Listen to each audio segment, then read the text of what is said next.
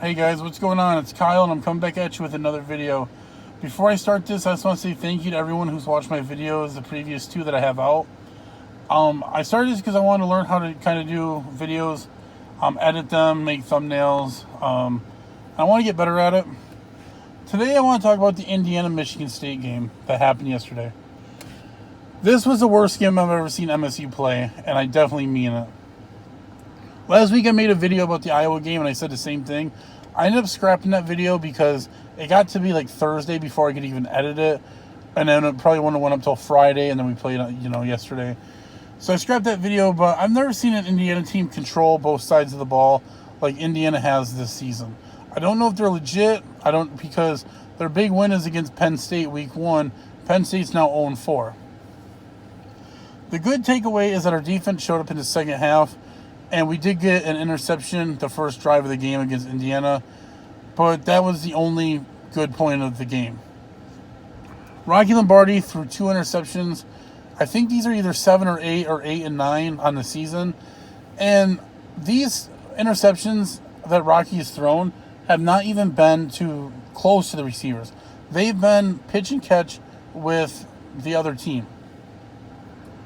I'm one of the most sympathetic person when it comes to interceptions, like if it gets deflected or if it's a batted ball at the line and something happens, or if it's just a lob in the end zone at the end of the half or the end of the game and it gets picked off. I definitely understand that. Now, we did get to see Payton Thorne come play a couple drives. His first drive, he looked good. His second drive was a throw out of bounds, a sack, and then on third down, he literally had to run for his life before getting sacked. Now, I don't know why Theo Day hasn't been playing. I think that Theo Day is the best quarterback on our roster.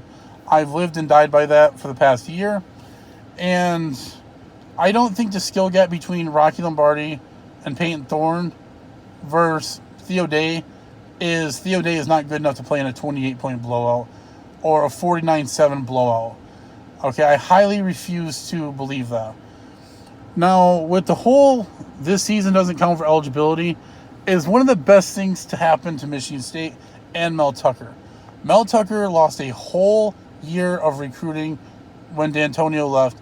We lost some of the recruits D'Antonio brought, and we've gained some recruits, but we're going to lose some of those guys like that have committed since Mel Tucker's been here. With that being said, these guys are visiting, through Zoom. They really can't visit the college or the university to come and say, oh, I want to go here. So for Mel Tucker to exploit this rule, we're 1-3. Mel Tucker needs to exploit that rule to the fullest. And what is going to work for years to come?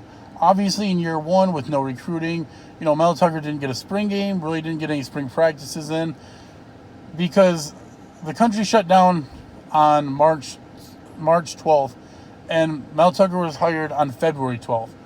Mind you, the pandemic was still going on during that month, but that's when officially everything was shut down. So Mel Tucker didn't even know what he was coming into. So if we're down big, Mel Tucker, again, needs to exploit that rule, play as many players as he can to see what works. Now, another thing is Ricky White. Ricky White had one of the best performances in MSU history against Michigan. And last week he had 1 catch, and this week I didn't think I even seen it on the field. That I don't understand why we're not feeding the hot hand there. If he is hot, catching nice passes and getting open, we need to feed that and we need to run with that. Right now, our only win is against Michigan by the grace of God, because that would have been bad if we would have lost to Michigan because of losing to Rutgers. Because Michigan's bad, and that's just showing that win is not a very good resume builder for Mel Tucker. In the grand scheme of things, Michigan is playing horrible. Now, looking ahead to next week, we play Maryland. Maryland is a very beatable team for just about every team in the nation. I don't think MSU is going to come out and beat them bad, but I think it's going to be a competitive game. Now, if Lombardi does not come out and play great in the first, half or first quarter, Mel Tucker needs to make that switch to Peyton Thorne and roll with him. We can't sit here and keep experimenting with Lombardi. Like, we got to get out and we got to, make that switch and see if Thorne can get it done against Maryland, because I think that's a very winnable game. And again, it's not an Ohio State who's going to be coming at us full force, or, a top team in the Big Ten. This is a team that we're going to play with for a little bit before one team pulls away. So I hope things get better, man. This was a game where it's kind of like, I got to stop stressing about MSU losing, but it's like, I just hate losing to these schools that we should be beating. With that being said, guys, please like and subscribe if you liked this video. I'm thinking about doing more of them. And yeah, thank you guys for watching. Have a good day.